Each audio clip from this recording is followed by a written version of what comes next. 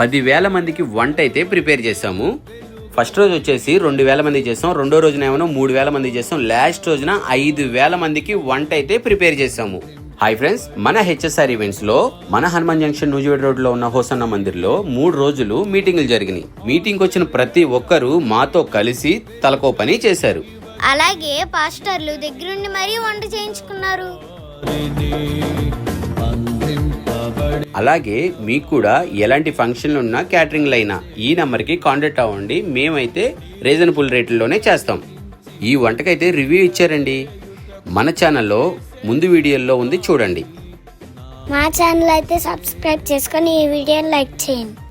నిరీక్షణ కలిగించి వర్తిల్ల చేయుటకు యేసే సరిపాటి, నా యేసే పరిహారి.